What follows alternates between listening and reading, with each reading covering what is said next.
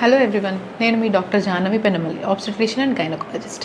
తల్లి కాబోయే ప్రతి ఆడపిల్ల చాలా ఆనందపడుతుంది వాళ్ళు యూరిన్ ప్రెగ్నెన్సీ టెస్ట్లో ఆ 2 pink lines చూసుకోగానే.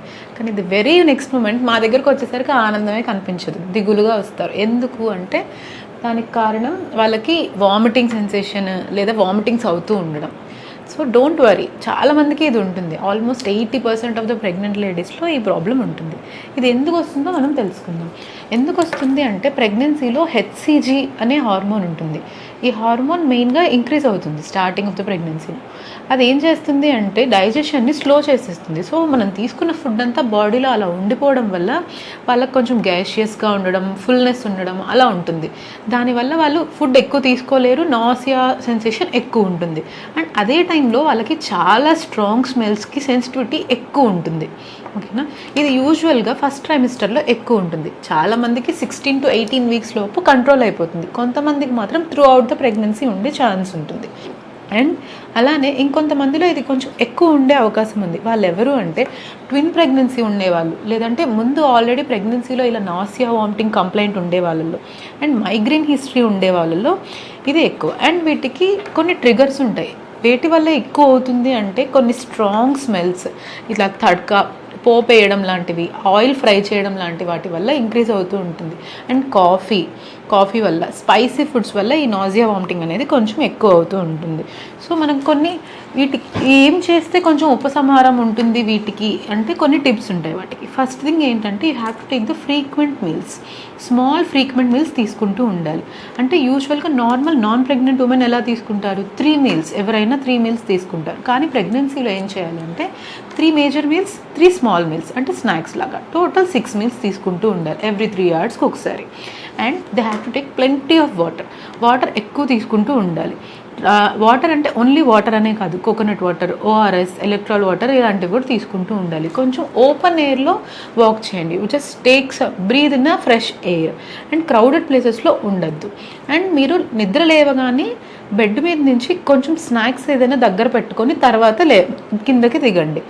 And you have to avoid the coffee. And ఏ ఫుడ్స్ తీసుకుంటే మనకి మంచిది అంటే ginger tea, ginger biscuits or ginger candies available ఉంటాయి. దీనివల్ల చాలా వరకు నాసియా వామిటింగ్ కంట్రోల్ అవుతుంది.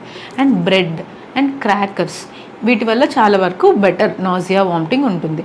And coconut water, ORS, banana and cold milk or cold water. కొంతమందికి హాట్గా ఉండేవి, లేదంటే రూమ్ టెంపరేచర్లో ఉండేవి తీసుకుంటే నాసియా వామిటింగ్ ఎక్కువ ఉండే అవకాశం ఉంటుంది.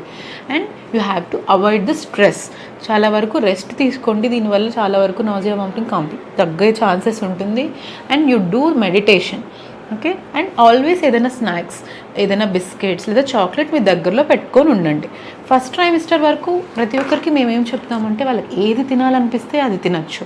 And third trimester, once first trimester complete అయిన తర్వాత అంటే 3rd month దాటిన తర్వాత కొంచెం షుగర్వి ఎక్కువ ఉండేవి తగ్గించమని చెప్తాం. So what are the things they have to avoid అంటే క్రౌడెడ్ ప్లేసెస్లో ఉండడం, అండ్ ఇట్లా కార్బోనేటెడ్ డ్రింక్స్, కూల్ డ్రింక్స్ లాంటివి తీసుకోవడం, కాఫీ ఎక్సెస్గా తీసుకోవడం లాంటివి. అండ్ కొంతమందికి కంప్యూటర్ స్క్రీన్స్, ఫోన్ స్క్రీన్స్ వల్ల కూడా నాసియా ఎక్కువ అయ్యే ఛాన్స్ ఉంది. సో కొంతవరకు అవాయిడ్ చేసి యూ టేక్ రెస్ట్. అండ్ పడుకునే ముందు night time at least 2 to 3 hours ముందు డిన్నర్ కంప్లీట్ అయ్యేలా చూసుకోండి. సో ఇలా ఉంటే మనకి ఓకే, విత్ ఫుడ్స్తో కంట్రోల్ అవుతుందంటే పర్లేదు. అవ్వట్లేదు అంటే ఎప్పుడు మనం హాస్పిటల్కి రావాలి, సివియర్ వామిటింగ్స్ అవుతున్నప్పుడు బాడీ డీహైడ్రేషన్ స్టేట్లోకి వెళ్ళిపోతుంది.